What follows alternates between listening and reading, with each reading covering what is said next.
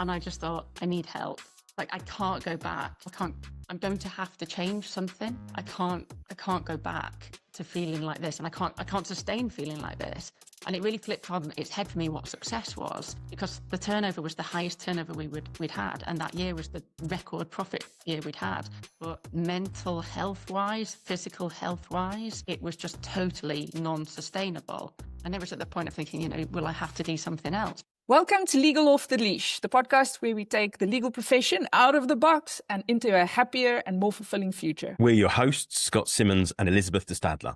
On today's episode, we're talking to Kirsty McShannon, founder of Azorra, a law firm specialising in the live events, festivals and venues industry, with the aim of making legal services accessible to the wider industry and providing niche legal support. Azorra is now in its 10th year and going strong.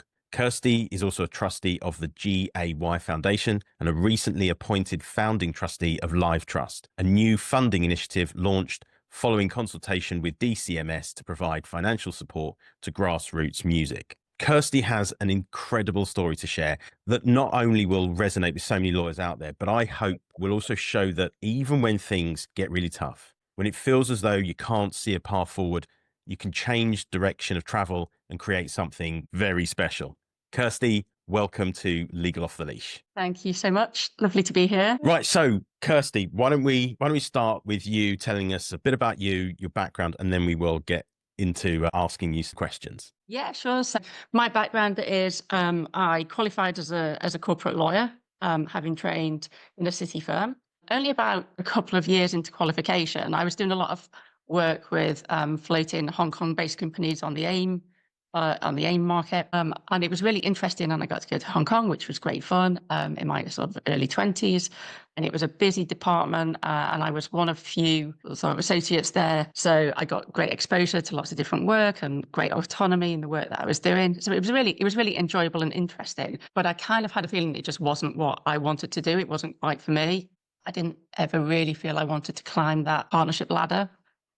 We acted for a client that was a big music company, so music and media company. And they were looking for an in-house lawyer. And I applied for that job and moved to this company where I was their first head of legal, which I was only kind of 28 at the time. And I don't know, looking back, if I would sort of have the balls to do that now, I'll just go and be your only in-house lawyer.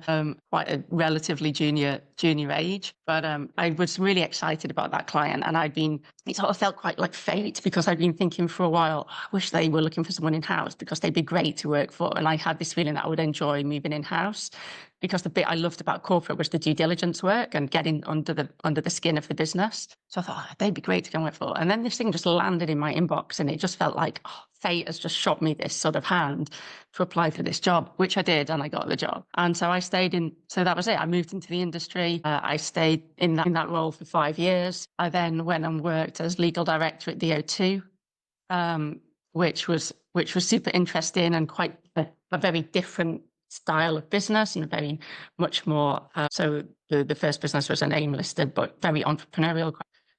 Yes, smaller sort of management team.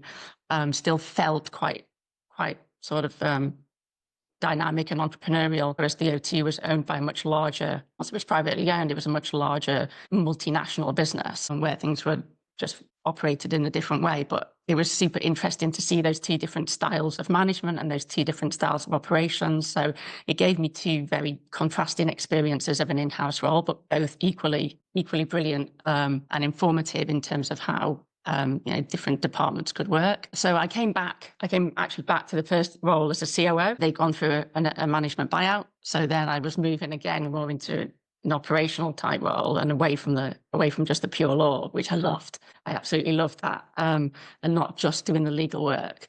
So running different divisions. So I looked after the digital team and the ticketing team and the marketing team. So anything that wasn't a pure venue or festival operation, all those other support teams that sit around that all reported into my position. And it was so great to really get under the bonnet of the business in a different way. In my legal role, I'd reported directly into the board. So I'd always had a really close relationship with the exec team and with how the business was run. So I led on a lot of the deals and a lot of the strategic work that we did in terms of the growth of the business. But to actually have a seat at the table, at the board table, and understand that decision-making process and the strategy behind it, and then to bed that strategy into the team, I just loved all of that.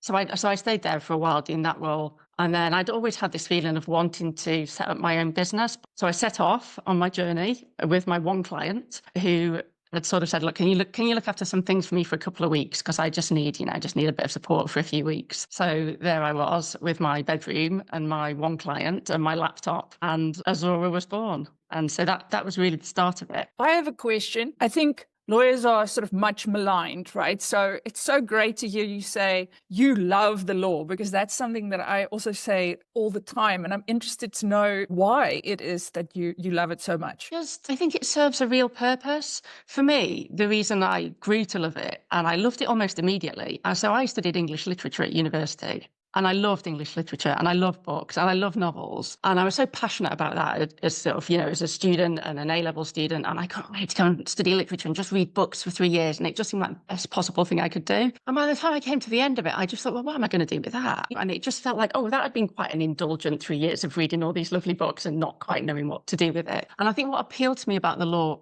firstly, was just the structure of the career path of it being, well, one, I could study for a bit more, so I didn't have to go and get a job immediately. But then there was a clear career path to follow after that. But I just loved the learning of it. I loved everything about it. I loved the rules and the structure, and how it felt like it was something that was a tool that could actually be used to help people. I'm a bit of a natural problem solver. If someone comes to me with their problem, I don't just want to listen to it. I want to try and fix it for them, which can probably be quite equally helpful and annoying if you just want to offload on someone. And I'm like, well, wait a minute, we can do this and we can do that, and we'll get this problem sorted for you. And to me, the law just felt like a structured way of solving problems for people.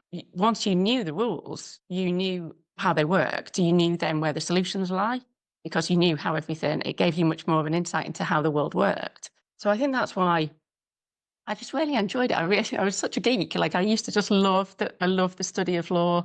I'd be the one sitting, taking all the notes, sharing the notes, going home, typing them up, sharing with a class. But like, we don't need to bother taking notes. Kirsty will do it. But I did, because I was just like a sponge, sort of like absorbing all of this knowledge about this whole aspect of all of our lives that touches all of our lives around the world. We all have these model structures that we live by and that govern our lives and our society, but so few of us have the privilege of understanding them. And to me, it is a privilege to be able to understand how the world works and the rules that we have to follow, and to be able to interpret those and then recite them back to people in a way they can understand, but that can help them, that can help make a difference to their lives. And I think that's why it just always, from the get-go, I really enjoyed it. I think it's something we sometimes lose sight of the longer in our career we go. We think about documents and we think about words on pages, and we forget actually going back to what made us do this in the first place. For me, it was just this desire to take my willingness to, to help people onto a next level. So your career trajectory for a lot of lawyers is not the sort of norm. Firstly, what went through your mind when you were thinking to yourself, well, I want to move in house, and then how do you think that this trajectory of traditional law firm in-house entrepreneurship, how do you think it has impacted the way that you work with clients, and the sort of the service and impact you're able to have with them? So I think what went through my mind was I was doing a lot of similar deals when I was in private practice. They were really super interesting, but they were sort of quite similar. And the other thing was, as I sort of mentioned, I love the due diligence. I found that I really was drawn to that. But what would happen was you do the due diligence, you'd get really under the skin of the business, and then that deal would be over. Generally, a lot of what I was doing was these AIM flotations. So I'd do the DD and I'd do all the verification process to get to the point where they could be listed on the AIM market. But then they were gone until they came back for some maybe secondary fundraising. Then they moved on to do different things, but I wasn't still following what happened with that contract that you were negotiating, and what happened with that employment dispute, and what happened with all these things that I knew everything about through the DD process. So I think what really went through my mind is, I feel like I want to go and work in a business. I want to go and be on that journey with the company themselves. I don't just want to be sitting and looking at it from the outside. I want to be there in the thick of it with them.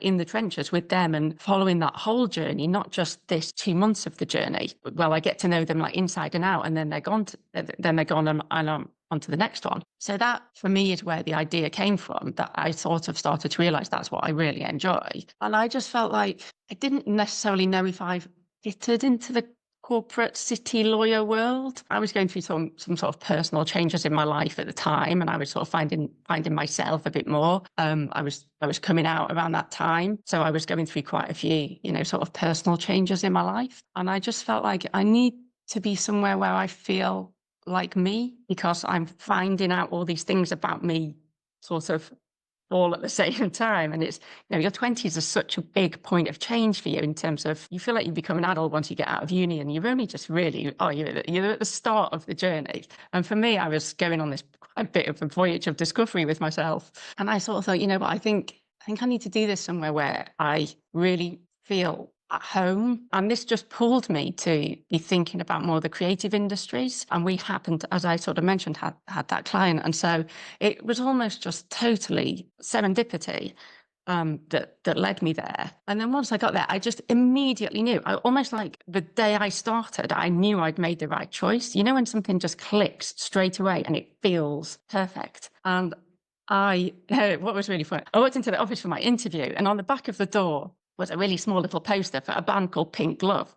And Pink Glove are this, probably not many people have heard of Pink Glove, but they were this little band in Sheffield who my best mate from school had tallied up with at Sheffield Uni.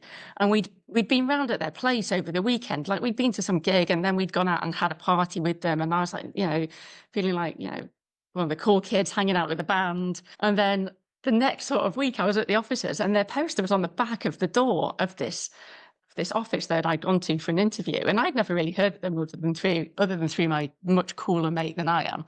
And it just felt like, but there's all this connection, and what an exciting sort of life this will be, to be part of this world of music. And I've always really loved music, and just to be part of that. It immediately felt right, and it just went on from there. It was everything I wanted it to be in terms of getting to understand the business, working really closely with the clients, understanding all the pressures that they're under, understanding the operational pressures that they're under, the commercial pressures that they're under, the financial pressures that they're under, and how all of those three interlink. What is it that they're needing to achieve? What will turn the dial for them, for this business as a whole, but also for them personally. And I was doing that not just on a scale of the management team, which when you're in private practice, you often deal with the exec board, you'll deal with the C-suite, you'll get to know what the management team want out of the business.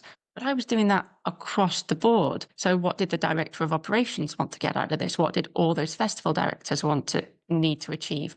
What did my head of ticketing need to achieve? What did my production need to achieve? I got to see the pinch points across business as a whole. Yes, I was fortunate enough to work directly with the C-suite, and they were absolutely, fantastic guys. And that was just so insightful. I had two CEOs, and they had quite different ways of working. So not only did I get to sort of work within the business as a whole, I got to see two quite different management styles, two quite different approaches to deal making, and be part of that. And to me, this was just it was mind blowing that I managed to land this job where I did feel at home, and I did feel that, from my personal life angle, I felt very accepted and very much at home there. But in terms of my career, I was just thrown into the thick of it, and we were going on this huge growth trajectory at the same time. So I was still doing a lot of the work that I'd been doing in private practice. There was still a lot of the M&A work and a lot of the cool, sexy work. And this company was on the AIM market, so I still got to keep in with all my regulatory, all the regulatory side of things that I've been doing in private practice, but on this much deeper understanding level, so that it all meant a lot more. When you were doing these things, when you were drafting these contracts, if you were doing, 20 sponsorship agreements a year, you weren't just drafting those contracts and off they went to the client. You were then going on site, seeing them come to life, seeing all of those activations on a festival field brought to life that you'd drawn on a page. And it just made the whole concept of legal practice much more tangible to me. Yeah. It's very inspiring, right? Because I think so many lawyers these days are really down about what they do. And Scott and I talk about that often, is that it is actually, I feel it's got this higher purpose. I had the same start as you. I started as a linguist and then wanted to do journalism. But then I fell in love with contract law.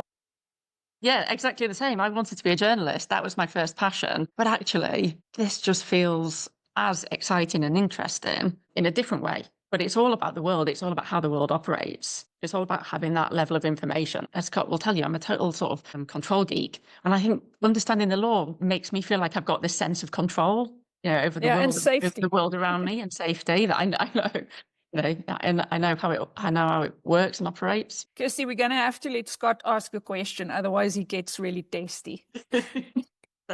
Okay, so thanks, Elizabeth. Right, so one of the things we tend to hear about is that a lot of in-house lawyers, GCs, they find it a struggle, not only just to keep on top of the amount of work that comes their way, but also to find ways to really add and create value within the business. It kind of sounds like, or maybe I'm being presumptuous, kind of sounds like that wasn't so much of a problem for you. I'm not a conceited person at all, but I don't feel it really was. I do think what I felt at first was a sort of slight standoffishness from the business. That I was the first in-house lawyer they'd ever had. This business grew really quickly. Yeah, it got market funding, it was financed, and then they started building the team around it. And we were all quite young. So yeah, I was a 28-year-old in-house lawyer. We had similar age sort of with HR, similar age people sort of in maybe working in the festival side of the business or running the ticketing side. So we all joined at a point in time in our careers where we were super passionate. Every single one of us was a self-starter. Every one of us got a bit between our teeth and really wanted to make an impression. And I think we just all felt so excited to be working in this business and in this industry, which, people would love to work in the music industry and work, operating festivals and venues, music magazines and running and working in great experiential sponsorship teams.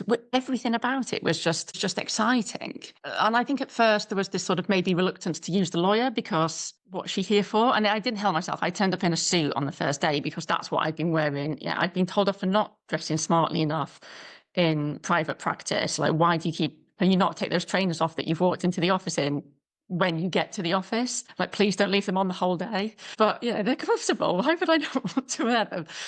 And so I'll dress smartly for my new job. I'm the only lawyer. I need to make the right impression. And then I think after about a week, one of the CEOs took me to one side and he said, "You know what? You might want to dress down a bit. They all think we're in court for something. They're all really scared that something's happened to the company, and you're here to save the day, and you're here with your suit. Just kind of be a bit normal." So you forget what that looks like when you've been sort of indoctrinated the other way. So I came back, I sorted out the dress code, and I think I made a point of trying to understand the business as I went. If I had my time again, if I was doing this again now, knowing what I know now, I would have probably insisted on spending about the first month not doing any legal work and just going and doing a work shadow in each one of those departments to fast track that learning.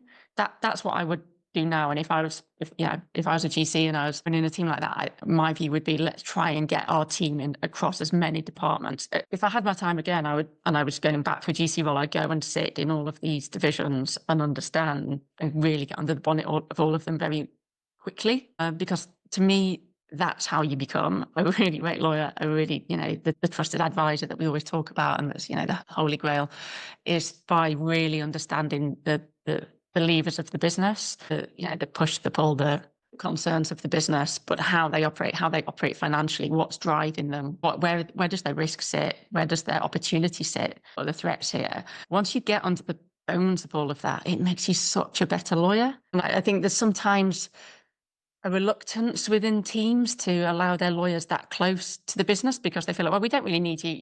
We're fine on our own. We'll come to you when we need you, because they see almost law as just something that you need when you're in trouble. And it's just something to get you out of bother, rather than something to add value to the entire process from start to finish. Look at what a difference it makes if you're involved as the lawyer in the heads of term stage than if you're catapulted into a contract halfway through the negotiation. Then you're seen as a bother because you want to start unpicking the whole thing. Because, maybe have you thought about doing this, and have you thought about doing that, and maybe you could have structured it this way. And then people go, actually we could have, but maybe it's either a bit too late, or maybe we don't want to rock the boat with the other side. But if you'd had all that input right at the start, how different that whole process could have been, and how much value you could have felt like you were adding, instead of I think sometimes we feel almost apologetic for what we're doing because, like, oh, we've just seen this on, we'll send it to legal, legal will paper it. It's done, just paper it. We hear that all the time, don't we? But that is such a reduction of the value that we can actually offer. If you can put the legal brain with all of its understanding of the laws and the contracts and the different negotiating positions that it's possible to take on this entire huge spectrum of negotiating positions, and then you layer on top of that a commercial understanding of the deal and put all of that together, who wouldn't want that on their team right from the get-go? Who wouldn't want that sort of, it's almost like having a secret weapon, isn't it, on your side? But I think we've not necessarily been taught to think of ourselves in that way. And I think it becomes quite difficult. I'm not, I'm talking about this with the beautiful lens of hindsight. Was I this person at 28 when I walked into that company? No, I wasn't. But I was just lucky that a lot of the people put in these different divisions were self-starter people around the same age as me. So we naturally developed a friendship within the business, and we were naturally sort of inquisitive about what each other was doing, I think. And that led to us not necessarily having barriers to entry amongst ourselves because we were open to support from each other. I was happy to chat with my head of ticketing for hours on end for her to explain to me the whole way that ticketing works or the whole ecosystem of that part of the business, which is a minefield all of its own, but she had got years of experience in it. So I would just, again, sort of sponged up as much knowledge as I could take. That would be how I'd do it again if I was to go back. Good, isn't she? Good, isn't she? Okay, so I want to get to the point now where you decide you're going to start up Azorra and why that was, and take us through, because this is, for us, I think for the people who are listening, this is going to be the big part of the conversation that we really want people to sort of resonate and take in. You and I met in March 2022. I want you to take us through that bit where you start Azorra, what it was that motivated you, why you decided to do that, and then take us through to that point where you and I meet. I started Azorra with this real passion and feeling that the live events industry deserved to have its own niche legal practice. There were other firms who were doing this as part of what they offered, but it wasn't solely what they offered.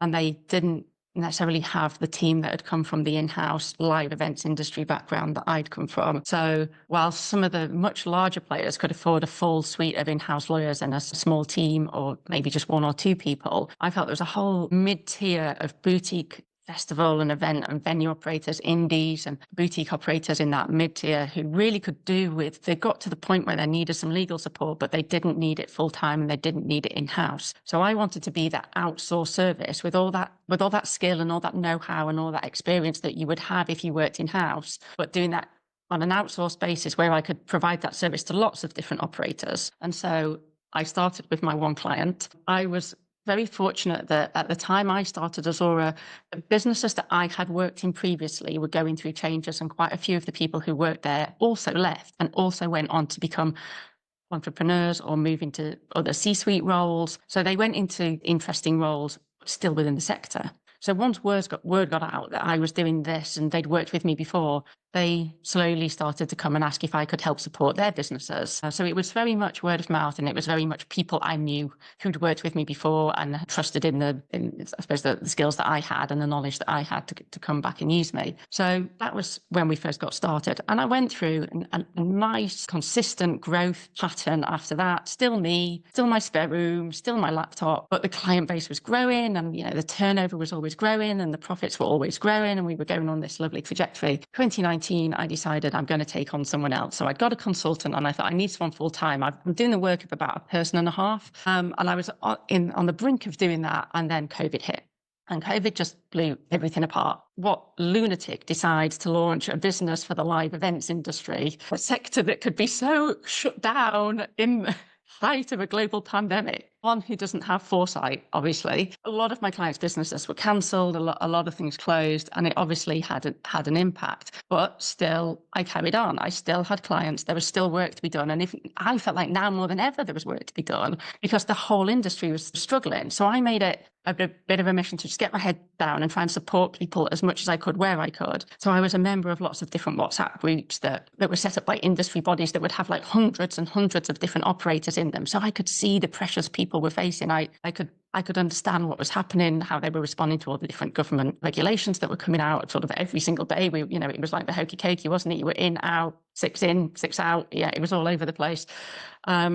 but I stuck around and I tried to do as much work as I could for these people who were having to really sadly cancel their events on a pro bono basis or for like a modicum fee basis. I helped wherever I could. And then we came back, and those people came back as fee paying clients, having had that support. I developed my connections with the trade bodies who I'd grown closer with through that process, and the profile of the firm had grown a bit. We'd had some clients who'd done some sort of high profile court work around that time, not that they would just have to be our clients, and we were there supporting them. So the business emerged. We came out of COVID, and I always had this underlying belief that we would be okay, that we would survive it, that we would weather the storm, because this industry is so resilient, and the people who work in it are the most hardworking, brilliant, creative people. What makes me so passionate about it is that the people who work in it and the effort they put in. And I just felt like the industry would come back. And so it did. But it came back with a bloody massive vengeance. So all this work we'd been doing pro bono, and then we'd been up in the marketing, and we'd been, doing the connections with the trade bodies, and we'd started sponsoring events. This led to the client base growing quite rapidly. And I'd taken on another consultant who was working quite closely with me, but I didn't yet have the courage or the confidence to take anyone on full time. So I had this growing client base. The other thing that came out of COVID was people actually started to see, in this industry where I work, they started to see, and I'm sure across others, they started to see the importance of lawyers. They really recognised that we've sort of been caught with our pants down here. We've gone off and signed all these contracts. You wouldn't believe how many commercial contracts relate to festivals and events, but you've got all the artist contracts and the site contracts and the sponsor contracts and the bar contracts. And a lot of that is outgoings of cash for the promoter. And a lot of our clients were promoters, festival promoters. So they've signed someone signed all these artist contracts, and someone signed all these site agreements, and someone signed all these sponsorship agreements. Have they got force majeure clauses? Does anybody know? Is there a cap on liability? Does anybody know? And it would just become customary almost, because they looked all quite similar and people were familiar with what happens under the terms of those contracts. A lot of them were just being signed without any advice. And people realised, oh my God, we could have been absolutely stung here. The world came together and we didn't all sting each other as much as maybe we could have. But the possibility was there, and no one wanted to risk it again, because you couldn't take out insurance for COVID, for events cancelled because of COVID. So you needed to have the contract protections, and we all didn't know when it was coming back, if it was coming back. We definitely needed. I negotiated more force majeure clauses in those 12 months than I think in my entire career up to that point. So we had, as a result, the client base just started to grow. And we also had this, we had a client who had asked us to cover some mat leave for them, which we'd agreed to take on. And the way we'd sort of not remotely scoped that was to say, yes, we'll just do these bits of that person's job, and we'll do it for this. We'll do it for this fee per year. And then the person underneath the person who was on mat leave also left the business. So it was a commercial team. They weren't lawyers. They were a commercial team. So we said, well, why not? Yeah, we can cover him for a year as well, because it's difficult to re-recruit post-COVID. So we'll do both of their jobs. Was it scoped? Was it hell? It was just, can you give me your job description? Here's my job description. Okay, that looks like the sort of thing we can do. We can do commercial contracts. We'll do them with no time frame as to when we were going to do any of them, with no sort of clear delineation of what that involved and didn't involve. Just here's a price and here's a load of work that we do. Off you crack. And so we went into this year, myself and my colleague, who God knows why, but she's still with me, and we just, we went hell for leather, and we were so busy. We were so busy. You think as a lawyer starting out, emerging in your own business, it is success. What is success? It's having loads of clients. It's having loads of work. It's kind of like, massive turnover, huge profits. But we were just broken. By July, I think I'd had 2 Sundays off. And by August, I was just a really broken person. I went away for my August holidays with my wife and my father-in-law. And I'd been going hell for leather just to be able to take the day off on his birthday, just to be able to take the lunch off. And so I'd been getting up early and working late and working on, we had some corporate work going on, so big sort of share purchase things. And it got to the day of his birthday, and I stopped for the day, and I was so ill. I was so sick. I couldn't get out of bed. I couldn't go on the lunch. I'd put all this work into getting there, and I just couldn't get my head off the pillow. And I remember it vividly, and it's always stuck with me that particular day, because I just thought, what am I going to do? I'd already met Scott at that point in time. I'd already reached out earlier in the year, realizing things were becoming difficult. In fact, I actually looked at the notes, Scott, that I sent you to set up that first meeting, and I said, I've written it down so I can remember. I saw your post today about the fixed fee time write-off communication, and it really resonated with me after I went to bed at 5 a.m. today, knowing pretty much all the time I was working would be not paid for due to the low quote I'd given. And I just thought, I need help. Like, I can't go back. I'm going to have to change something. I can't go back to feeling like this, and I can't sustain feeling like this. And it really flipped on its head for me what success was, because the turnover was the highest turnover we'd had. And that year was the record profit year we'd had. But mental health wise, physical health wise, it was just totally non-sustainable. And it was at the point of thinking, will I have to do something else? Because we were sort of just victims of our own success. We weren't even really marketing, but the work was coming to us just in a way that I wasn't in control of the work. The work was in control of me. So I was still trying to work for the rest of the whole day. My wife made me stop. She just put a novel in my hand. She was like, go back to basics, go back to pre-law, read this bloody novel and stop thinking about law for 2 days, which I did. And I came back and I got in touch with you, Scott. And I think we had a scheduled meeting not long after I came back. And I just told you, and I think you just saw that I was a bit of a mess. I have to interject, like, don't be too nice to him. He becomes absolutely insufferable. It's impossible. That's why I always say the sessions I had with him was a massive waste of money. Yeah, don't do it. Just spend it. If you're feeling that crap, just spend it on Botox. You'll feel better. Exactly. You won't want to change your life at all. Oh. And unless we get to the point where we start admitting the truth, well, I'm editing all of that out. All of that. God. No. I'll use AI to just kind of change it so that it's like, this is the best thing we ever did. You're going to do the next one on your own if you do that. I mean, when you and I met, I remember that you said to me, I'm at the point where I think I'm just going to shut everything down. Mm. And you and I talked, and I remember saying to you, a lot of this is about saying no. It's also about scoping. It's about really valuing yourself and your time, but it's also about realizing that you are building a business that just so happens to offer legal services and legal advice. And I remember so clearly thinking, your knowledge and your experience and the niche that you were in, that there was something really special and really beautiful about your business, and we just needed to tweak just a few things to really send it off in a completely different direction. What I want to focus on for a few minutes is what Kirsty did to turn things around, because it is an incredible story, by the way, Kirsty, and I don't want you to play it down. The things that you have done over the last 3 years since we kind of started working together are absolutely incredible. And do you think that there are things that have stood out in what you've done to change the trajectory of the business? Yeah, absolutely. So, I mean, coming out of that place, we're just feeling like next year can't be like this year. And we very much think of our year sort of when the festival season ends, so around September, and that's our time to regroup and think, what are we going to do for next year? So obviously we spoke, you encouraged me to work on value proposition and what is it that we're selling and what is it that we are and what is our USP, and to articulate all of that in a way that I'd never thought to do it, and I didn't have the toolkit to do it either. I'd never been taught really to think about selling legal services beyond just, would you like a lawyer to do that for you?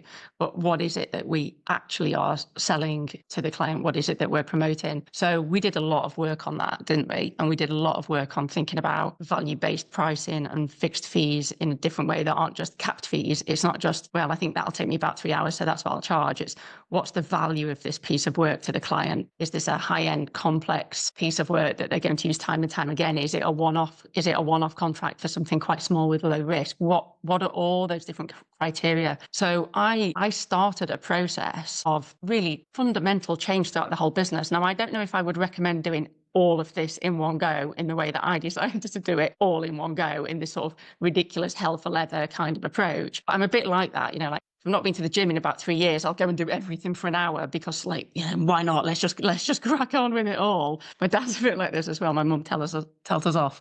So I did it. I tried to do everything, and for me, it happened to work, but it it took a lot of dedication and belief in the process and the fact that it would work. So in terms of what did we do, if that's sort of helpful for people listening who have been or are in a similar position, what I did was I knew I had to take on more staff. I knew that I couldn't just do this with myself and a couple of consultants, and it wasn't fair on the clients, and they deserve the best, and I'm such a perfectionist by nature, and it really pains me to deliver anything less than perfect. I think a lot of lawyers are. I have it in spades. So I set about advertising for one role.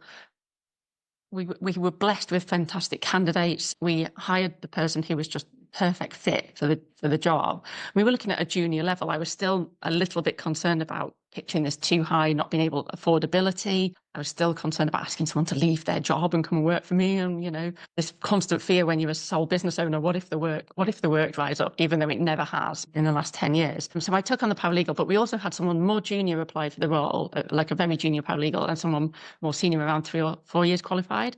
So I thought, actually, next year, I'd like to go into the year knowing I can go and pitch for work and we'll have all the capacity we need to handle it. So I took both of those on as consultants. So I essentially added 3 more people to the headcount at the start of the year, 1 employee, 2 consultants. And by April, the 4-year qualified had joined as an employee. By July, his junior paralegal had joined as an employee. I just became obsessed with like hiring people and having more staff. It was... You know, I was like collectibles. I was like, oh, this one looks great, and you look great, and you look great. Yeah, everyone come and work here. And I sustained it. And of course we sustained it. And of course it all happened as Know-it-all Scott told me it would happen, in that he said, you know, sort of build it and they will come. And, you know, if you've got the staff, you'll get the work because your time will be freed up. So we did the hiring. It was a big year of training for me, all those new joiners, some more junior than others, some with slightly different backgrounds than others.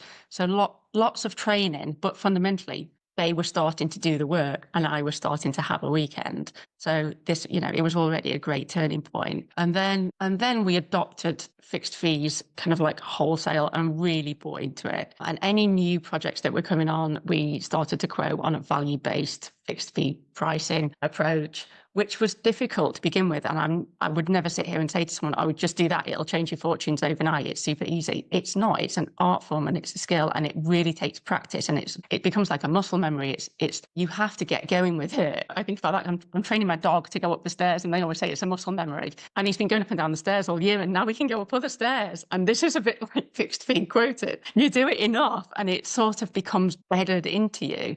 But at first it was taking me 2 to 3 hours to write these things, to think about how will I quote it, how will I scope it. I mean, now I can do them in about 15 minutes, but then it would just take ages. And I was thinking, oh, this all takes a long time, and is it going to be worth it? But more and more, I just really believed in the theory behind it of why are we charging for time? Because why would we then be incentivized to do things better and quicker and more efficiently, which is what the client wants, if we get paid less? Doesn't make sense. What the client wants is to know what they're paying. And this is what we've been trying to do. We've been trying to work on this basis, but just without managing to articulate the value we were bringing. So our criteria was out of whack in terms of how we set those fees. It was just based on rough sense of CAT's time and what do we think the client would like to pay for it, rather than, okay, look at this piece of work. What are we bringing that someone else isn't bringing? Well, we've got all this expertise. We've looked at a million versions of this contract before. This particular client actually hasn't dealt with this contract many times. We're going to, as I said to Scott once, and it stuck, we're going to answer the questions the client hasn't yet thought to ask, because we've seen these contracts so many times, and this is the value we can bring. So we worked on developing criteria by which we set our fixed fees. And in time, we grew confident enough to share that criteria with the client. So we could say, this is actually how we price a value-based pricing job. These are all the criteria that we take into account. This is where your sort of ranks against that criteria. These things have brought the price down. These things have brought it up a bit, and you're here with your price.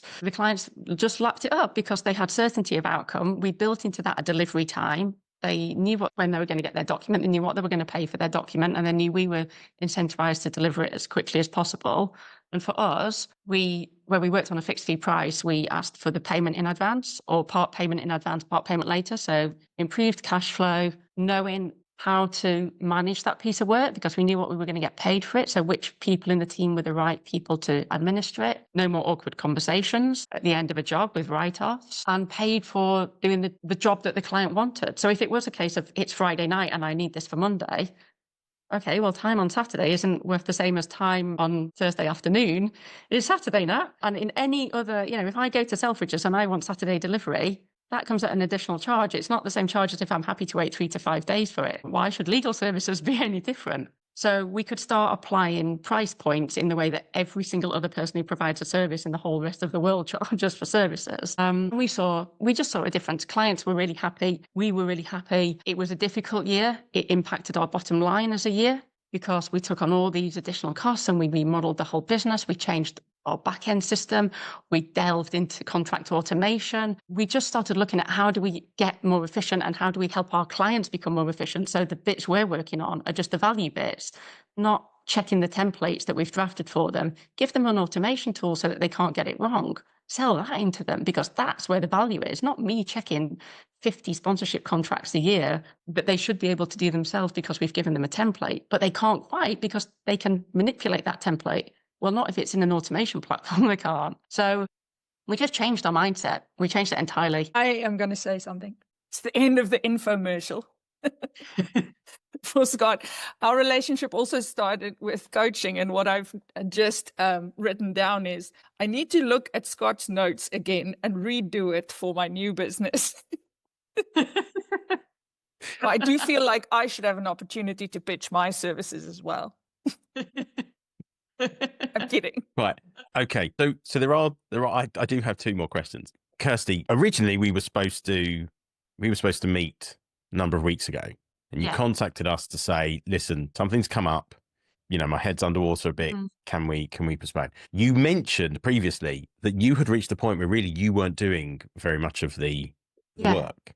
Correct. Yeah. And you and I have talked about the fact that this is not a perfect journey without the ups and downs. But you know what you're looking for now, don't you? You know the direction that you're heading in. I think that's the difference. It's different. It's a mindset difference. So I have been taken back into more of the fee-earning work. At the start of the year, I was like, I've cracked this. I am working on the business, not in the business, as we all sort of talk about. I've absolutely got it nailed. And then came sort of April, and we were blessed with lots of corporate work all at the same time, all with competing deadlines. And I'm one of the members of the team that sort of has historically led on the corporate work. I was brought back into the fee-earning work to lead on a lot of those deals because they all needed to be delivered at more or less the same time. But whereas if I'd been sort of thinking about that a couple of years ago, thinking, oh my God, I've got to deliver all these deals at the same time. And what am I going to do? And well, I'll just do it all then. I'd already slightly seen this coming and got a couple of additional consultants on board a little bit earlier in the year. So one of them was there for me and I could lean on him more. And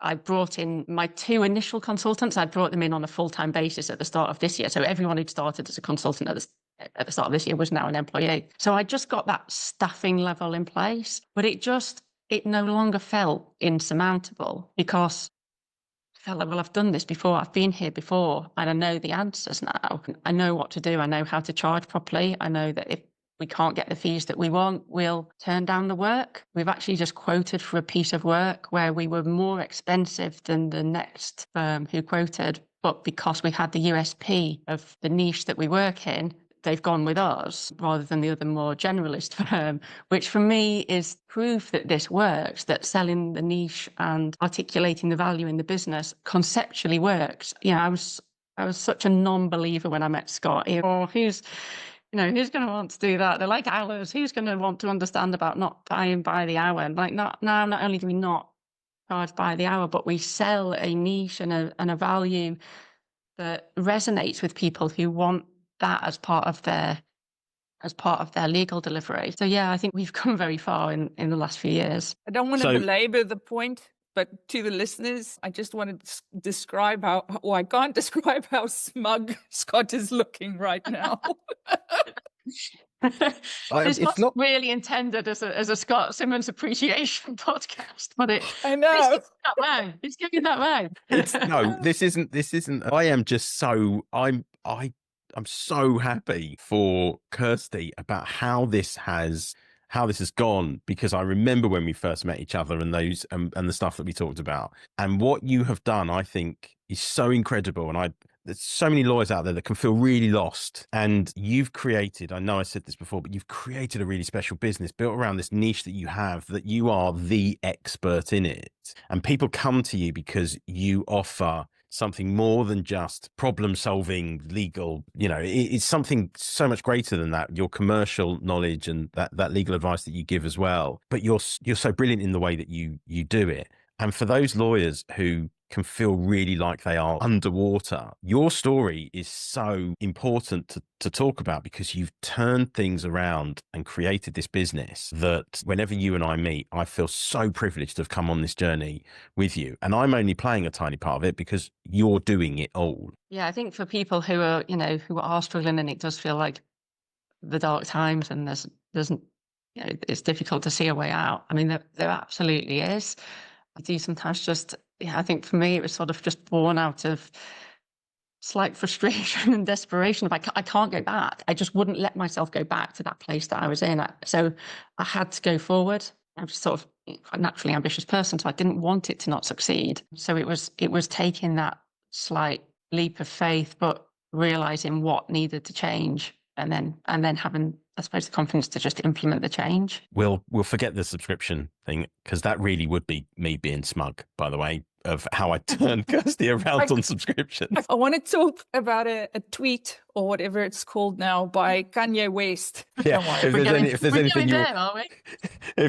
anything you really want to get into, it's a tweet by Kanye West. The only tweet of his that I've ever understood. And I think this was in about like 2020. And he posted about, it was a couple of posts about his frustration about the contracts in the music industry and how they are not accessible to musicians. They're not in plain language. He actually used that phrase. So, you were talking about helping people, and plain language is a passion of mine. How do you think about whether all of the stakeholders in the industry has access to the law and can help themselves? Well, I mean, that's really the background to why I started the company, our company in the first place. So I'd worked for a large AIM-listed company. I worked for another very large multinational music venue business. And I just felt like there were so many businesses in the middle, so many different operators in this sector, in this music industry, that particularly for me, my focus has always been on the live music industry and the venue industry, who couldn't necessarily afford an in-house team, and didn't necessarily need an all year round team, but did need access to that service with people who spoke that language. And I think there's two elements to it, isn't there? There's the language of the law, and then there's the language of the industry. And it's about putting those two things together. We always say we speak our clients' language. We say that's one of our USPs, but we don't just say it. I mean, it actually is. So in our Notion, we have a Notion page internally, and I have an entire whole charter on what sort of words we use and what sort of words that we don't use, and how we make our language more accessible, and how, in terms of how we draft documents, do we need to say one and then one in brackets? Isn't one? If you're a client and you're reading 1 and 33 and in numbers and in letters, I appreciate it adds clarification, but I think there's a time and a place for some of that. We don't need to use thereafter and notwithstanding. There are other words that mean the same thing. If there's one thing lawyers are great at, it's words. So let's use the words that make sense to people, instead of trying to say, look, actually the law is this shrouded, cloaked dark art that only lawyers understand, and we speak to each other in these words that only we understand. Even in our emails, our paralegal sends me an email, I'll change the words just to make it more client accessible and more client friendly. So there's that side that I'm really passionate about, in terms of using normal language as much as we can. There'll always be a little bit of a mutatis mutandi, and everyone likes one of those every now and again. Sometimes just nothing else will do. It's just exactly what you need, lawyer to lawyer. Do I need to put that in an email to a client? Absolutely not. And can I probably sometimes void it in a contract? Also, I probably can. And definitely, how can we use terms and conditions on websites? For us, we create sort of like terms and conditions of entry for festivals, that a person buying a ticket needs to read and understand what they can and can't do on that festival site. No point me making that a language that no one can understand and then saying, haha, but you brought your gas canister in here because I described it in such a way that you had no idea that you weren't meant to bring it with you. So there's there's that part of the linguistics of law, but I think there's the other part is the language of the client and the client's industry. And that's why I put a lot of emphasis on being a niche business and developing a niche business and staying within the niche that we've built, because not only do we understand the law and the ability to translate legal concepts eloquently to clients in a way they understand, we understand the words they use about their own business. We understand the terminology that they use and that makes sense to them. So it's such a short circuit for us. If we're on an instructions call for the very first time, we can use language to clients that makes them understand within 10 minutes of being on a call with us that we get them. We get them, we get their business. We understand the problems that they're facing and how we might fix that, because we're speaking their language. We're giving them the words that they understand in a context where it makes total sense. And I think it's about the marriage of those two things. Just having the legal concepts on their own is fantastic. And there's definitely a place for that sort of level of generalism. But for me, I think I would struggle to operate if I didn't feel that I really knew. Maybe it goes back to my, control geek.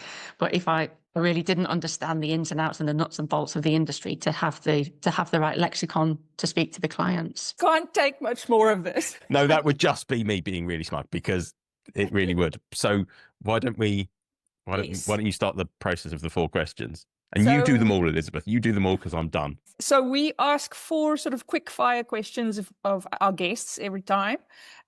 It's about how the legal profession is currently, what it could be, and advice for people how they can design or start their career journey in law. So the first question is, what advice would you give lawyers who are just starting out in the profession? For me, I'd say don't worry if you don't fit the mold. Don't worry if you don't necessarily want to go on that linear trajectory journey that is the one you hear about at law school and at university of training contract, associate, senior associate, partner. There's so many different ways you can be a lawyer that were never mentioned to me when I was starting out.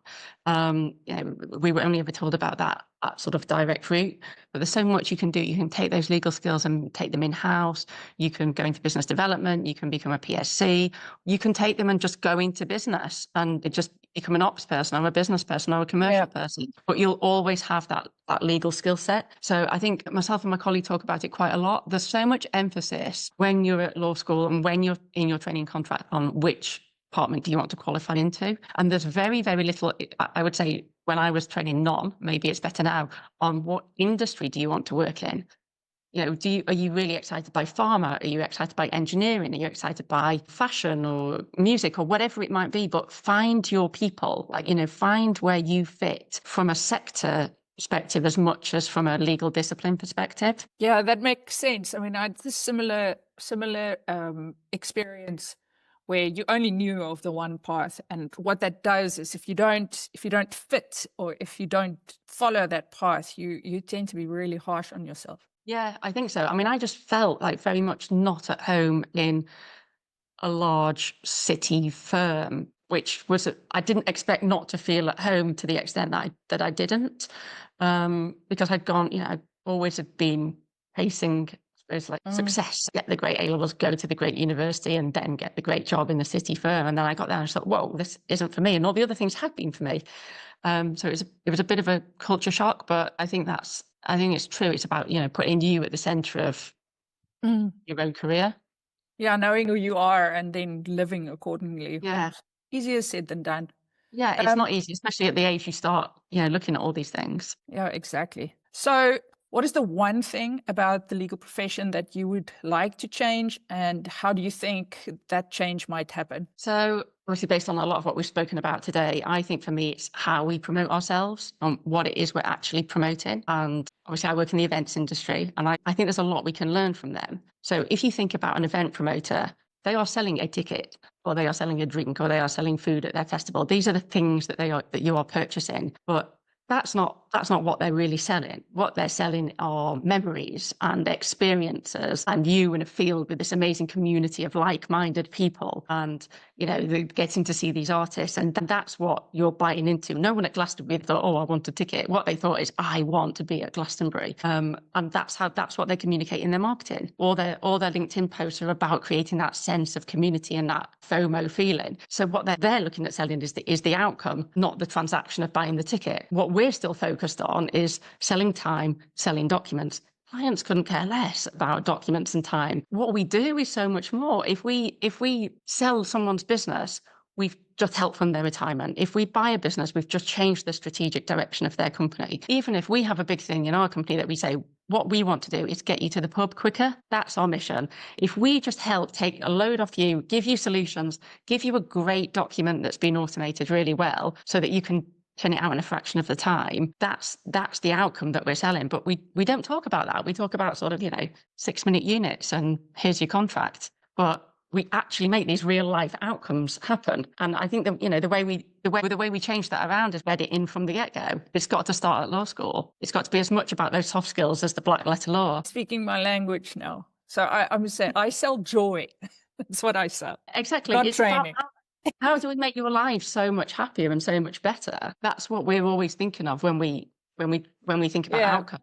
Sometimes it's not obvious what the outcome is, but maybe the outcome's just helping that person get home to their kids a bit quicker. That's today's outcome for that particular client. Yeah, and I mean, just to continue to make Scott smug, I think that's what value-based pricing also helps you to do, because it's not just value to your client, it's also value. You have to be able to articulate that value, which I think is good for lawyers to do. Makes them feel valuable. Yeah, agree. Yeah, 100%. Like you need to feel like you're not just a cost center, right? And it's how do we turn that conversation around from we're a cost center to actually we're a huge value add? Exactly.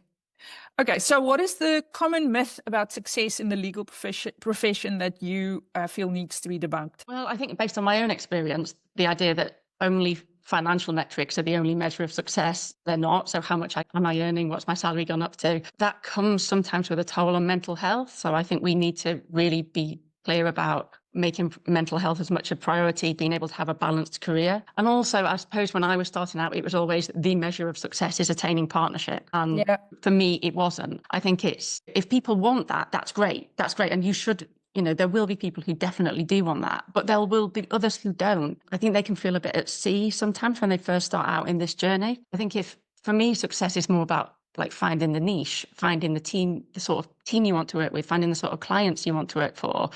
And if you've got that passion and that purpose and you know how to articulate that, you will be successful, because the people you want to work with and the clients you want to work for will gravitate towards you because of what you're putting out into the ether. And I think it's just a different type of success. It's still entirely successful. It just might be you're a GC in a firm that you're super passionate about, or you're never that because you don't want to be. There's always this sort of pressure to rise right to the top, I think, with lawyers, but we don't necessarily always all want to get there. Yeah. Yeah, I think that focus on material goals as opposed to more sort of authentic goals is really important. And I think we paper over it very successfully. So it's this image of a lawyer. Yeah. And it's about, then all you're doing is chasing what we try to do with our family. We offer something, we won't necessarily always, we're not going to be able to offer what Clifford Chance in terms of salary.